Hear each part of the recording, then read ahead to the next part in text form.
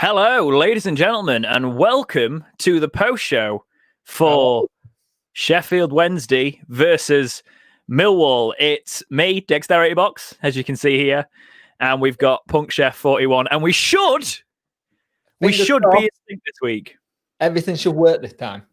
Yeah, so we're going with this. We've gone with StreamYard just to give it a go and see what it's like before I decide if I actually want to spend money on it. So you're going to have to put up with the watermark, but we've never used it before, but we thought this might be a good way to do it. So kicking it off, Sheffield Wednesday versus Millwall. Punk, tell me about what you just saw.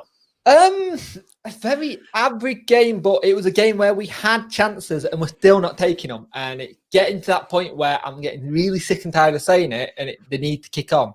Like I've seen Brad say, we've got a proven goal scorer on the bench on Twitter, and we've not played him. He's obviously on about Jordan Rhodes, but is he a proven goal scorer these days? Not these days. If we're actually being honest with ourselves, he's really not. So I liking this bit. I know Brad though. Brad's always loved Jordan Rhodes. So I get that. And to be honest, I've always wanted Jordan Rhodes to do really well. So I can see what's been said there with wanting to see him do more, because he did he scored this season and he did seem to be kicking on, but maybe there's just something that's not working in training.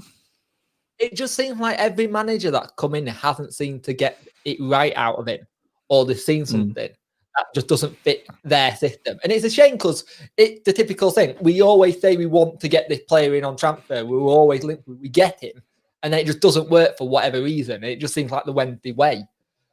No, but I agree. To be fair, that game was. I don't even want to say it was boring. I think it was a very exciting game if you were watching from neutral. Both teams had the chances, but we're just struggling with taking our chances. So during the international break, James Beattie just take one of the pictures, put goals up, and just give us some shooting practice constantly during it. We might actually get something. Yeah. No, definitely. Well, sorry, carry on. We're making the chances. That's what's annoying. Yeah. Well, that's the thing. James Beattie was meant to be coming in, and everybody was like, "Oh, we're gonna start getting goals now. We've got an attacking-led coach, and we've not seen it, which is unfortunate to say the least." Yeah, it's a strange one. How do you think it went?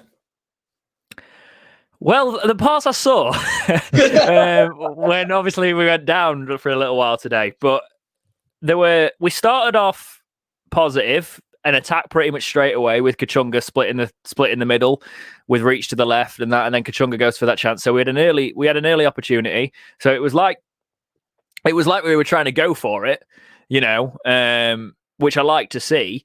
But then it sort of died a little bit in the first half and then just wouldn't get back together. And it was a typical game you'd expect in the Championship when things get physical, 50-50s.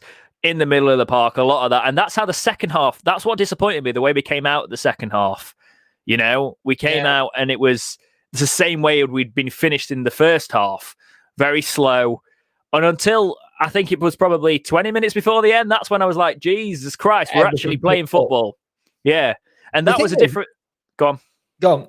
It's that thing with Wednesday. We have either one good half or one bad half. And I think today we had two okay halves, which is something I don't think we've had in a while. No, definitely. And I don't know. There's going to be a lot of people going, because people still see Millwall as that team that were the League One Millwall. Yeah. So especially in our fan base, it's going to be a case of why can't we even beat Millwall? But that's not what Millwall are anymore. Millwall are a solid Championship side who've beaten us at our best as well, We've lost to them when we should have been kicking on, and we haven't had a points deduction. We've had managers that people like, and Millwall are that side that can turn you over. And credit to us at Hillsborough again. I've seen this commented as well, so thank you for the comment that did that. Can't reach it right now, but they said that we have got restoring that pride to Hillsborough. We're getting that back because we've been awful at Hillsborough, and then we get the Bournemouth win, and then we get the point. So our last two Hillsborough appearances, 4 points. I think we'd have taken 4 points because if you look at the fixtures, 10 points in 5 days, if you're actually going to be technically correct. Yeah, we'll talk about that points deduction in a little while, but you can look at the fact that Bournemouth Millwall, I think everybody there is going best case scenario for us is 4 points, but it's the other way around. They expect us to go and draw at Bournemouth if we're lucky and then beat Millwall. Then you look at what happened in the Bournemouth game. We can't beat Wickham, who hasn't won all season, but then we go and beat the only unbeaten team in the entire of the league. It's that whole inconsistency and crazy thing with the Championship. And I think Sheffield Wednesday Football Club as well. If people haven't got this after years of fandom, what team have you been watching? Have you been going? Have you actually seen us? Because that is Sheffield Wednesday bottling it when we shouldn't bottle it, and then actually we play for the cameras as well. Like if we're on Sky and we're playing a big team, we are one of the best teams in the Championship. Like Bannon goes out and gets his hair puffed up and gets himself looking pretty. Bannon looks like Zidane on Sky, he does, and then it comes back, and then when you're watching him and everybody's there, he's on corners and he hits the first man. Saying that though, I rate Bannon. I do rate Bannon, and I think he gets a lot of unnecessary stick because we're just frustrated as a fan base. We know he can do more. Yeah, no, definitely. Well, I think even when he's having a sort of a 5 out of 10 game, his 5 out of 10 is still levels above what we've had before and what we can see from some players that get their head down and they don't put a shift in. Bannon's still the one in the middle of the park making it work. And as you said, I think it was you who said it in my chat, Pelopessi, understated and has been very solid these last couple of matches. He obviously was unfortunately subbed off, which he won't be too happy about later on in the match today. But I actually don't even think he'd be mad because he seems like that kind of player. I saw this put somewhere. I think yeah, exactly. I think it was one of the players said it. I saw it on Twitter, which is our sort of factual information, clearly. But it was one of those where he's the kind of player that will do everything to win it back and then just be happy to pass it to Bannon. He's a team player. You know, he's a ball-winning midfielder.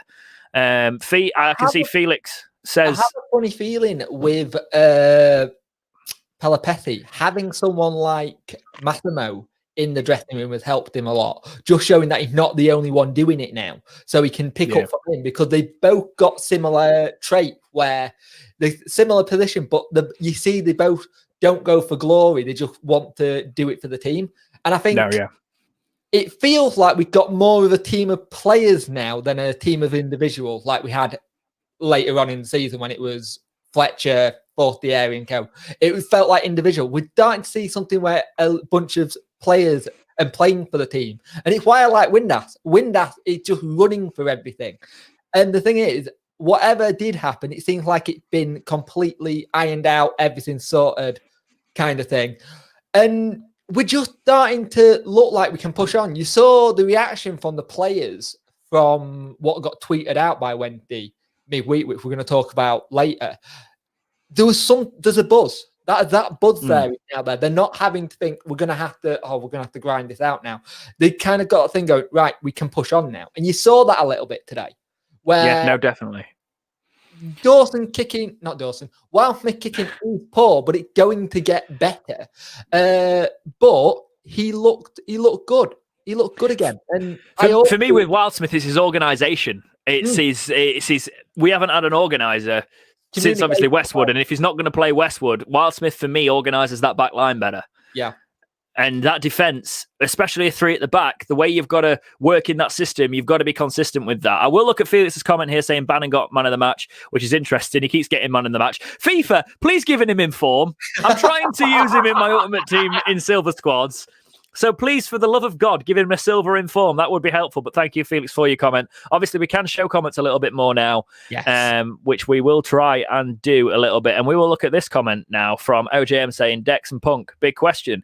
Why can't we score from open play? And I think that links a little bit back to what we were saying earlier about Beattie coming in, and we don't really understand why that is the case, why we can't kick on and why we can't get the goals. If you look at who we signed, we've got Windass, we've got Patterson, and we've got Kachunga. If you go with strikers, none of them have really been properly out-and-out goal scorers for a couple of years, let's be fair. Kachunga was when he was at Huddersfield. Patterson was amazing when he was up in Scotland for Hearts, going week in, week out. Windass has always been up there, but never really. I think the big question is that you don't feel like when one starts scoring, they'll go on a run like you do with some strikers. You think if they get it, it'll be that. I think it comes down to, are they actually aware of the chances that are coming to them, i.e. predicting where balls are going? Because it's new players getting used to new runs. And you can tell Bannon and Windass got that relationship from being on loan. Yeah. And Kachunga's starting to get that a little bit with Moses Adebayo when he's going down and playing as a wing back. I think it's just a case of getting the relationships formed between different members of the team. Because I have read that Monk sets up the dressing room as in goalkeepers sit here, defenders sit here, midfielders sit here, strikers sit here. And it's very much what they do in American football. They split them into the groups, and then he sets the coach to go to speak to them. I think it can be a case of forming that relationship. But it is a big problem that we can't go from open play. But you can tell it's coming, but it needs to like come Well, no, here's my thing, right? We did the first Dexterity Watch this season, Cardiff. I was going, I actually said in that stream, oh my God, we're scoring from open play. We're creating chances and seeing actual goals, So it's been there. I just think that is one that us two aren't going to be able to answer that, to be honest, OJM. Thank you for the question. But like, it's one of those where we should have it. Marriott's meant to be that. But you've got to remember in the Championship, it's so unpredictable. 20 goal a season strikers are 1 in a million in this league, and you need everybody to chip in from everywhere. And Wednesday's goals have had to be from the midfield, they've had to be from wingers and things like that in the past, and we need that to be our season. It is concerning me more and more the more we can't seem to score, because for me, this result isn't a great one when you're wanting to kick on and out of this. So it's... The comment that about, are we going to spend in January kind of thing makes you wonder, are we actually going to do that? Are we going to go and try and put the boat out for someone like that? Because I think he got the players in he wanted, but I have a funny feeling he missed 2 or 3 that he really wanted in terms of the attacking and speed. Because the one thing we haven't got is speed. Yeah, he wanted Lecco as well, didn't he? He wanted Lecco, he wanted Zahore. That was kind of like leaked in there. The fast players, and that's what we're missing. And we are missing a Murphy kind of player, but with the system we're playing, he don't fit it. And I think that's why he's playing with the wing backs. And don't get me wrong, I'm not a fan of 3 at the back, but it's working to a point at the moment. You can see what he's trying to do. It's an interesting one. Well, looking at the table, it's always worth looking at. In the future, I'll actually be able to pull this up, but I don't think I can do that without showing my entire Mac screen, so I'm not going to do that right now. We've got 23rd Sheffield Wednesday. So we're going to talk about the Chancery press conference in a little while because there's a lot to talk about on that one. Oh, a minute, I can share. Give me a minute. Yeah, feel free. But yeah, the Championship table at the minute, we're second from bottom. We've just gone loss, win, draw. But with the -6 ending up being a -6, it means we're now on positive 6 points, which will be a much happier thing for Wednesday fans to see. Without the points deduction, though, it is worth mentioning that we would be behind Rotherham on goal difference. Yes. So we'd be on 12 points and behind Rotherham on goal difference because they beat us 3-0. If they hadn't beat us 3-0, we'd be ahead of them on goal difference. But because they did, we would be 20th where Forest are. We would actually no. Forest would be ahead of us. We'd be 21st without a points deduction. Okay, so it's still not good enough. No. It is still not good enough, which is why the jury's out for me at the minute. Chancery seems like he's going to back Monk, but for the jury's out for me at the minute because we are still relegation form without the points deduction. Without the points deduction, we are only 2 places higher than we currently are. And that is concerning, okay? Because 11 matches played, 6 points. 11 matches played, 12 points. That's not great form in itself. Nope. The only positive from that is if you look at the playoffs, they're at 19 points.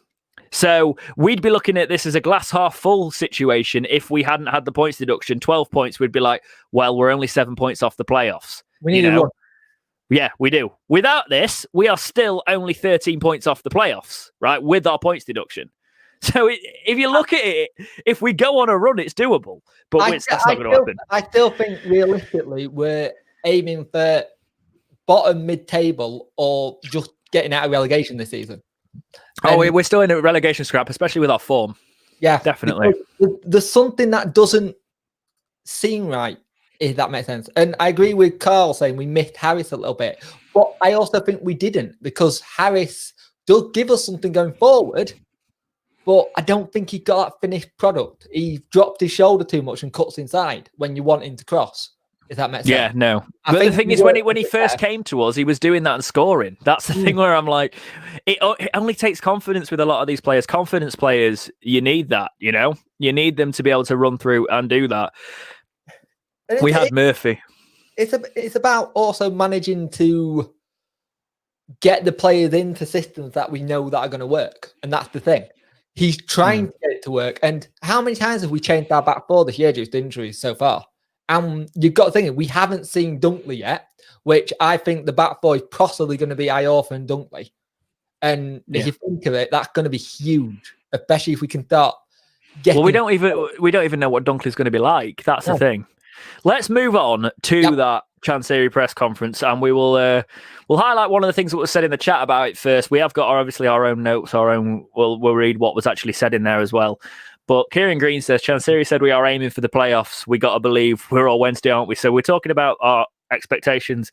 Chansiri's always aimed for the playoffs. It is a little bit tone deaf, I guess, in ways when you say, I'm aiming for the playoffs every season, because it's like, yes, I understand that, but we're on -6, Chansiri, lad. Like, and the form's awful. So what are we doing to get to the playoffs? And that's where the actual press conference comes into play, because... Well, we'll talk about this with notes. I don't know what bits you want to talk about specifically, but obviously we're classed as YouTubers, even though I think we, to be honest, I was working. I wouldn't have been able to go to this anyway, but maybe one day we'll see.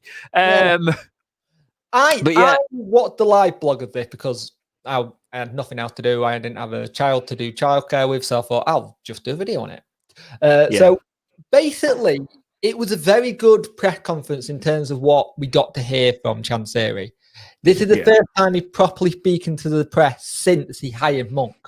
Apart from and for the record, we're going to go off the live log. We're going to. I think it's the I'm using the Examiner. Yeah, that's what you're. So full credit. I think it's Dom Housen over across the. We're only going to. Obviously, we're not going to go and, even though you can technically, we're not going to read the whole thing because go and read his work. He's been there. He's done all of this. He's done very well.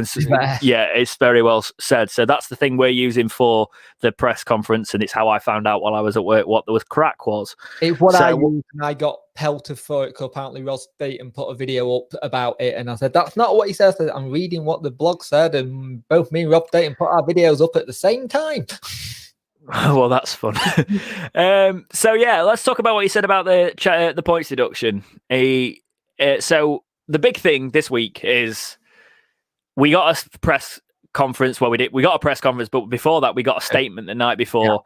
A journalist for ITV, I think, broke the story about Wednesday's points deduction has been halved to -6. So then you obviously got a lot of rival fans going on and going, oh, so you get away with cheating now and things. To me, it's sort of like, right, so did we break the rules or not? Because it's now looking like you're saying we didn't really break the rules, but you're still giving us -6. So I think that's an interesting one. We broke the rules, right? But we broke the rule by giving you in the wrong season. In a sense, we should have had them in the season afterwards. And I think they're kind of going, look, if we hold our hands up and go, we made a mistake, and you put your hands up and say, you made a mistake, let's split it down the middle, if that makes sense. Yeah, that's probably what they're doing, in fairness.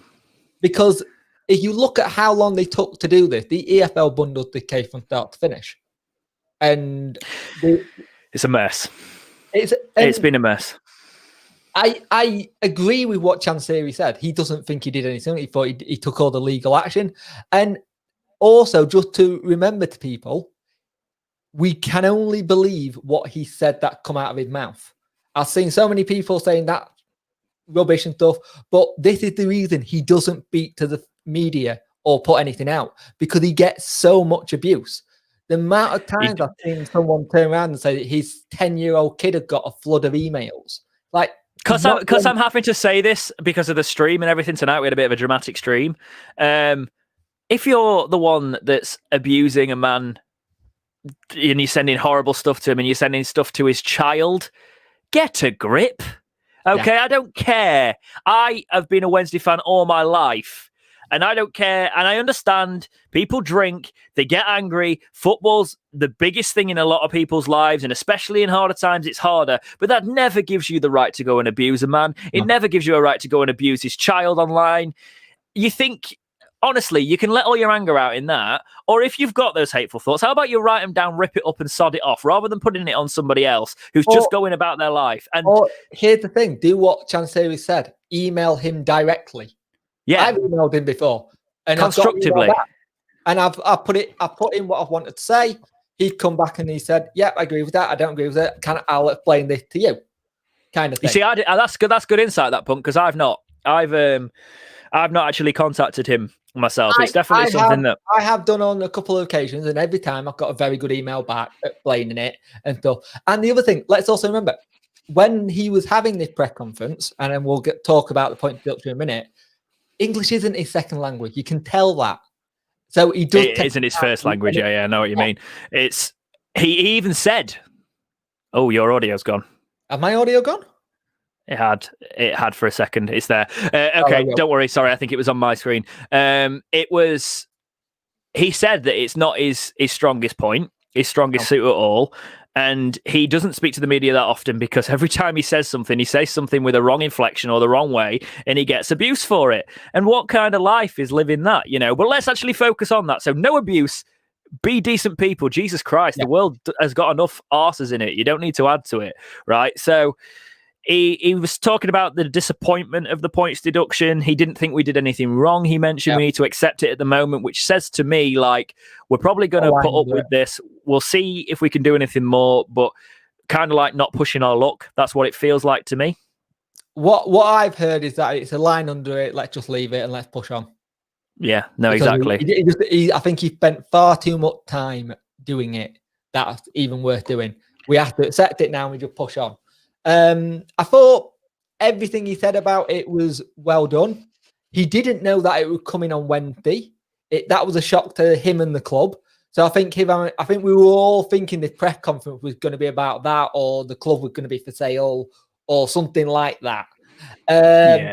I was worried it was going to be the club was for sale because I put out on Twitter, like we talked about in the stream I think it was the post show last week. Actually, we were like, please be careful what you wish for, because if you take somebody who's just in it for the business, Chansiri is losing money and he said that in the press conference as well. He's putting millions and millions and millions into the club. Look at people like Mike Ashley who only want to turn a profit. If you get somebody like that owning your club, good luck. Look at Bolton. Look at Bury. Look at those situations. We need to keep people grounded in I love how you've gone to Dr. Pfeffer as well, by the way, for Dexter. But like, we've got to keep grounded and on that foot. So we need to make sure that we realize that, yes, we have got a man who still cares about the club, and he says he'll sell to the fans. And obviously a lot of people I noticed that because he says, let me just actually get it up, what he says about selling to the fans. That's a little bit later on there. I don't actually need. He basically says, "I will sell. If you want me to go, I will go. I will sell share to the fans so you can come in and run it." But he said, "How do you think you're going to do it any better than we do? I'm doing it now." He basically gives them an ultimatum. Yeah, no. Can you do better? And well, the good thing is as well. He also, the way he's saying that, he's like he wants if he wouldn't be talking about just selling and moving on. He's talking about if he's going to sell it, he wants to sell it to the fans and stuff, knowing that the fans aren't going to buy it. Unless this channel gets millions and millions of subscribers, and I decide that I'm going to buy Wednesday and ruin my life fully. Like, there's not many fans who've got the capital to come in and run the club, So it's a case of it could be a supporters truck. You are do that. Dexter got a bit of a brain and like sanity, so he probably wouldn't do that. Oh no, yeah, I don't want to be gone by the time I'm 50. Every time I miss it, would you buy Wednesday? I said, hell no. No, yeah, definitely. He already ruined my weekend. I don't need him ruining my life. So we've got. Let's have a look at his ambition. Okay, so he talks about selling the club. He doesn't want to sell the club. If he would, it'd probably be a supporters trust thing. So he's not going anywhere, which I like to see in this climate because we are going to eat money because of COVID. He even mentions that. Also, he talks about how this is the best thing we got right now. There is nobody knocking on the door to buy Wednesday Football Club. And everybody is talking about how clubs are struggling in COVID. He mentions that. Yep. And he says that every club's feeling it. Of course, we're feeling it. He said it could be a year or two without fans. Yeah. And I think if you look at the way the furlough scheme's working as well, the fact they've extended it till March, I think there's going to be some industries that are working from home for a long time, and that way they're not going to. You've got to be careful with hypocrisy with things like this, because if they open things up, then people are going to. Well, a lot of people have already started to go, well, what? Why are you so inconsistent with things? And if they start doing it with football fans, they're not going to do it. No. It's not going to be a thing, because a lot of places aren't as open air. You can talk about, well, all the grounds are outside, but you have to go through the tunnels. You have to go through spaces. There's not enough way. There's too many people to properly moderate it. It's a difficult thing. You've got everyone in the getting a pie. You're not going to get it done. Yeah, exactly. So Jez Giant Chickens just said Chansiri is our best asset, end of. I will put that on the screen for a little while, because I do agree in this current situation, best of the situation. He's got his heart in the right place. I'm sure this post show will probably pick up some traction from people who obviously hate on the club and hate on everything Chansiri and don't offer anything constructive, because there's nobody who's going to buy us at the minute. Okay, so let's have a look at Chansiri's actual targets for the way he wants to do things. So he says we still have 36 games. 63 would be quite a lot. There's over 100 points. It depends on how we challenge, and that's where he talked about trying for promotion, things like that. He just says all we can do is try our best. And that's a very simple way of putting it, but it shows that he is not even thinking about relegation. And I think the way he says, there's the word in relation to Monk, and he goes, Monk is here for now. Yes. Right? He doesn't say that Monk is going to be, because you can tell he has never said that about a manager, right? He's always gone, I support the manager. It's a hard game. And he did sort of do a little bit of that, but he has never said he is here for now. He understands this game more than he did when he came in. As you can see, those hard knocks have experienced him. So he understands now that he's going to probably have to sack Monk if this carries on for too long. He knows that he can't do what he's done in the past, where he's let him have a bit longer. It's like, well, you've got targets. This is your target. You've not got it done. Yeah. And I find it funny when he was on about the CEO thing, saying why he hasn't got a CEO. Get it? It seems like he wants to do it all on him. He doesn't want to have somebody else to say, oh, they messed it up. You can buy the club after all this. Yeah, I thought I'd highlight the super chat from RL Valley. He says, he's given us a $1.99 super chat. It says, you can buy the club now. After all, it's worth no. So, fair play. Thank you for the super chat, mate. Thought I'd put that there. Carry on, Punk. I don't know where I was up to now. Sorry, I had to put it up there. I was trying to put it up slyly while you were talking, but to be fair, it's like when he was talking about his future, him being there, he says he doesn't want to sell the club. He said he lost lots of money in, and there's not many owners that come out and say they lost money. They try and keep that quiet. But he's gone, I've lost money. He doesn't want to sell the club. He wants to make it work. And here's the thing. As he said, he doesn't know if he's going to be here for the long term, but right now he's here. So, and you also want an owner that takes responsibility, because he was asked specifically if he takes responsibility for the points deduction, because a lot of people are saying, well, he can just sell and move on. And he goes, of course, I'm the owner of this club. There's no excuse. I need to take responsibility. And no matter which way you look at it, he's put money of his own money at lawyers to try and fight this thing. And he's managed to get some sort of thing with the appeal. And yes, it's a situation where people are going to say he got us in this situation in the first place, but he was going for it. And we were one match away from the Premier League. And secondly, we were in the playoffs again. Everybody was loving him then. Look at this money we're spending. I also like the comment, and a lot of people are not going to like the comment, so please forgive me on this one. I did like the comment when he turned around and said Sheffield Wednesday aren't that big. And he's right. That's the thing. I need to jump in here with that one, because he didn't say it as it's read. So the way people are inferring it, it's wrong. If you actually watch the clip, the jovial way is saying we aren't a Premier League club. We're not one of these people that national investors are going to come in and look at what makes sense. He was talking about the Red Bull rumour, and he was saying that we're not a big club in terms of getting bought like that. And also, I can see people wanting Red Bull Wednesday. Get away from it. I don't want that.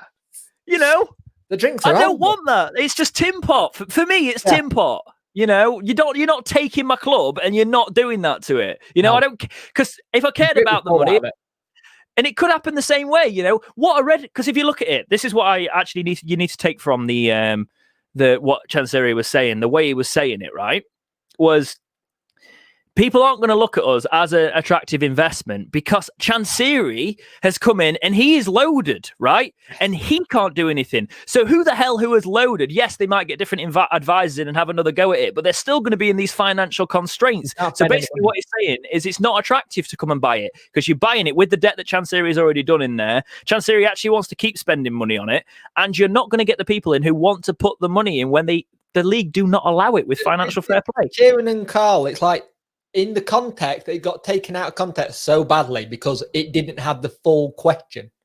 Yeah, you had the snippet. You didn't have the no. And but that's what gets you clicks as well, doesn't it? So it's like Chansiri hates the club. I see that. It's misinformation. The headline is he hates the club. He didn't say we're that big. That's what he thinks. And that's not what he was saying. He was saying it from a business perspective. Yeah. It's like one of the things I had, we'll get to this one now, especially with the... and I really want to talk about this one. The sponsorship deal that he said he had, the 8 to 9 figure sponsorship deal that he had lined up, and then they pulled out due to social media and going through it. And I saw people saying, "Oh, Man U and Chelsea can get it done." It's like, Man U and Chelsea are a global brand. We're not a global brand. They can put that money in. They know they're going to get the money back because they're going to sell shirts and stuff. I actually believe that he did say there was some negativity. I'm not sure about the figure. It could kind of thing, but you've got to go on what he said. And I can understand it if, in principle, he got a deal in principle with someone. They've gone to social media, read a load of stuff after the game and gone, you know what? We don't need this in our life. We'll walk away. I understand that because we are very toxic. No, that's the thing. We have lost. He mentioned how we've been losing brand deals and things like that and sponsorships and stuff that could help us. You're talking about how you want him to sort the club out and get us financially sorted. Our fans have managed to do something that is truly Wednesday and lose us money by being arses on Twitter. And that is monumental when you look at analogies for how a certain subsection of our fan base can be, right? And Chansiri, you can see him partnering with certain fan groups now, which are... Already. Yeah, I know. And obviously we're not going to go too far into that because certain reasons. But like with all of that, it's a case of like he's clearly trying to reach out to fans, and even fans that have slagged him off in the past and stuff. He's trying to basically be like, look, I'm trying here. I need some support from it. I can't just turn every time and then my child gets attacked or I get attacked just for trying to do my job. Because if you look at his financial investment, he said he's already invested a few $100 million. And to be honest, the way football works, and then you look at the wages and you think of the players, I don't think I wouldn't say it's a few $100 million, but I'd say it's probably a couple, you know. Yeah. I think he might be exaggerating that a little bit. But if you think he bought it for 30, didn't he? He bought it for 30. In the first 2 seasons, he said he spent 100 million. Yeah. So I reckon it's a good couple $100 million he's spent. And you look at the wages, you look at the big wages we had, and he's kept things going. So I feel for him in that aspect, but I'm also not naive enough to think that that's good enough, you know, all the way through, because he's even said a direct quote, "Of course, I still need to learn more. There's no loyalty or trust in football business." He came in, he tried to bring a team in. He brought a team in that had really good experience. He's talked a little bit about this. The team did not work out. It was awful. Oh, God, you know, they brought Roder and Co, wasn't it? Yeah. Exactly. Yeah. Roder was the time, remember? He brought, and we were bringing in aging players that Roder liked back in the day, that, they can do a job in the Championship, not really looking at the state of the Championship, and the fact that the Championship at that time was looking for more younger, hungrier players, pacey players, things like that. It was becoming more like a Premier League light in terms of its play style, you know? Yeah. And we were signing people that were literally classical Championship physicality and looking for the likes of Jordan Rhodes and stuff, and it wasn't the best way, you know. It worked for us at the time, but that was never going to have legs. No. We rolled the dice and we gambled, and the gamble didn't pay off. And now we are feeling it, you know, and we are an example of that. And there is going to be clubs that watch us and go, well, that's what you get. And they don't forget. But he also said it's a 2 to 3 year building plan. He said that it's a 2 to 3 year rebuild that you're going to have now. And fans have all gone, I don't want that. I want it to be now. It's like, it's not going to be that. We're not going to have that. We demolished the team with players that we'd have from Dave Jones' time, i.e. Newsy, Kieran Lee, who were just been still at the club. And now we're starting to redo it. That if you're going on longest service player, technically it's Liam Palmer because he's been here since he was a kid. But apart from that, we also need Palmer, by the way, because we need academy players for rules if we ever do get to the Prem. So he's not going anywhere ever. No. And I find it very interesting that Chansiri's ambitions is still to go playoffs every time, or not to go playoffs, as he said, to go promotion. But he's not stupid enough to know that it might not happen, kind of thing. But I like that he's ambitious. And if you're a football club at the start of the season, and normally everyone starts on 0 points, your aim is to get to the Premiership and get to the playoffs or first or second. If you haven't got that each season, what's the point of going for it? No, yeah. I think I want to move on to just something, a little bit of a side note here with what he said about Steve Bruce, because I think it's fair to the fans of my channel. My channel doubled in size when I made that Steve Bruce video. It was on Football Republic, all that sort of things. That's where most of my audience came from. So I thought it's worth saying what he said. So he said, this is what Chansiri said. He said to Bruce, he wanted to come, as in Steve Bruce wanted to come. I told him, I don't like your style. You can't finish my job. Don't really know what that means. I think that's a bad translation. He said he was good enough. I gave him the chance. If he hadn't come to see me, he wouldn't have the chance to come here. He went to Newcastle because of us. If he didn't come to Wednesday, then he wouldn't have gone to Newcastle because he came to see me. That's why he got the job. That's a fact. And he can't say anything to that. You can ask him. Have you noticed how Steve Bruce hasn't actually said anything yet? Oh, he don't care. He's loaded now. He's loaded and he's managing in the Premier League, and he ain't getting sacked because Mike Ashley don't want to bring anyone that's going to cost him any more money. So it's a case of, I don't know how much of that I believe Steve Bruce coming to us, because I think he would have mentioned that early on, that like, if you're getting a job, you'd go, I was interested in this job. I reached out to the chairman. There was none of that. So I don't know how much I believe that, but I do like the fact that you can tell that Chansiri is clearly angry about that, as much as I was at the time. Very much so.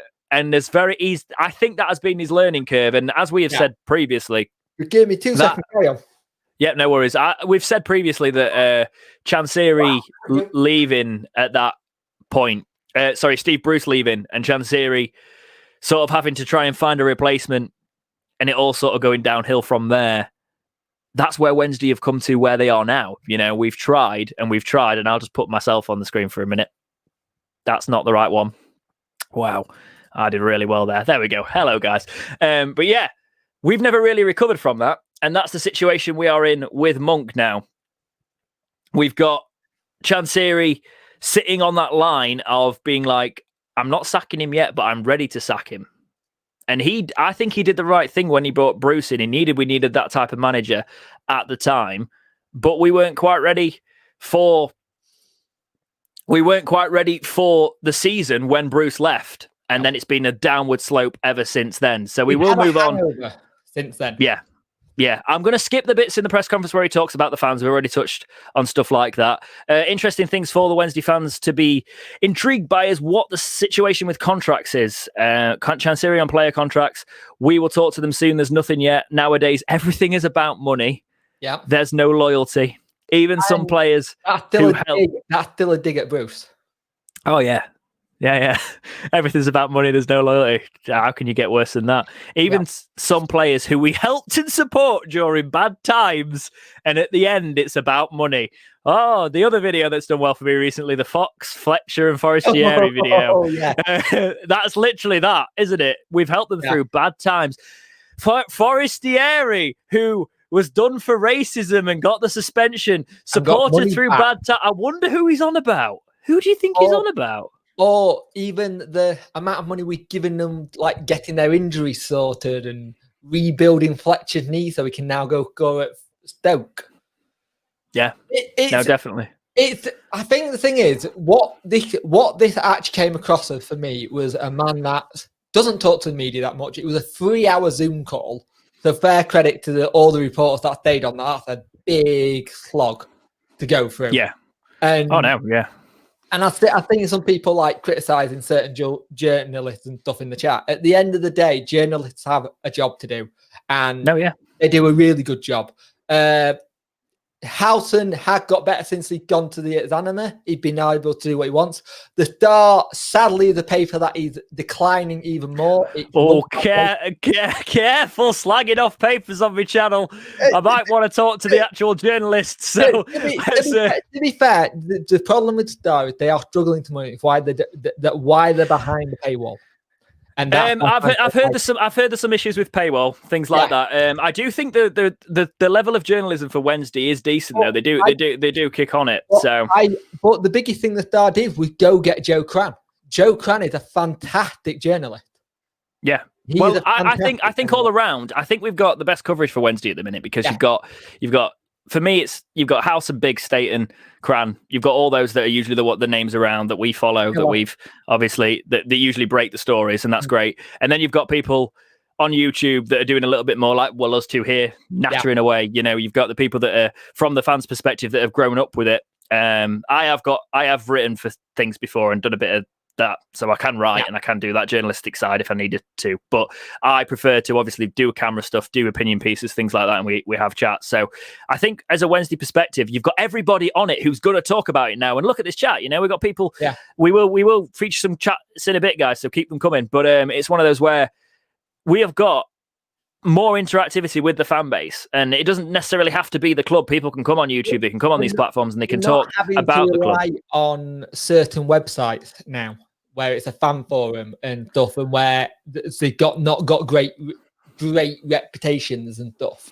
I think it's one of those where like you can do what you want, go on a forum, you can go on wherever you can get your voice heard, you get your voice heard. But you're also going to hear the great thing about it now is you're going to hear different opinions on different platforms and things coming through like this with YouTube. You've got the younger fans' voices, you've got things you can see the demographics coming across, and that's the interesting thing. I think what we'll wrap the Chancery talk up with for this interview is the question was, if you sold the club, would you sell the club and the stadium as part of the same deal? That's a big concern for a lot of people after we are mortgaging, we're basically renting the stadium from Chancery because he's bought it, financial fair play, all of that.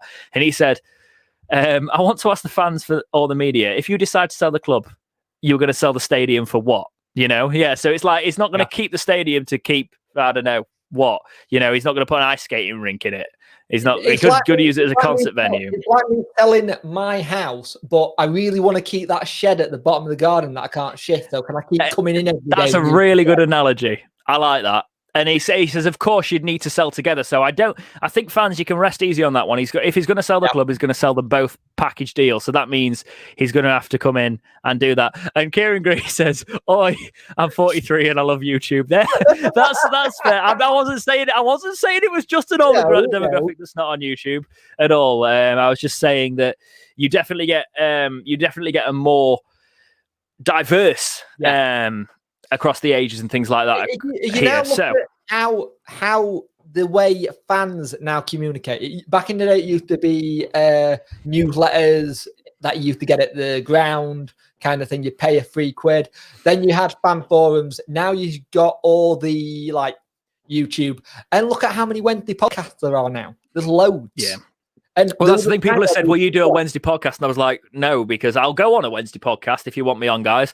But I won't do like, I won't do a consistent one because I'd prefer to do this. This is why I brought the post show. Basically, this was my half step to a podcast because my Dexterity Box podcast is very much a case of everything. It's football, it's gaming, it's all sorts. I like that sort of podcast. Yeah, it's everything I want to talk about and what's interesting. And I think if you do that, you can do it on a guest by guest basis. But back to the football. Let's talk about this comment. I want to highlight. Caboodlefish says, "Part of me still wished we got to see what Stuart Gray did with some money."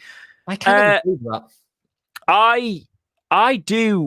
I did like Stuart Gray, you know, and a lot of people are saying, and I think the biggest thing I'd love to see is Stuart Gray still being a part of the setup. You know, it's a long time ago that now, obviously, but he has been on the part of a coaching staff that got Fulham up as well. You know, even though they're not doing amazingly well in the Prem at the minute, like they've out of the Championship. What I've heard is, what's the manager called again? Parker does go for him for a lot of advice and kind of thing. I think he would have been really good to have like as an assistant, but I could understand why you wouldn't wanted to drop down.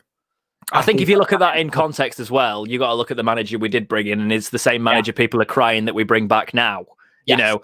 And people got on Carlos's back then. He was brought in for Stuart Gray, and they were like, when after the second season with the 4th finish, and then obviously the next season we started fairly low, and we were with Carlos. We tended to have some lulls, and then we just go on a massive run, you know. But we were right back in the season. Yeah, and we weren't prepared to go on do that again that season, and look where that got us, you know.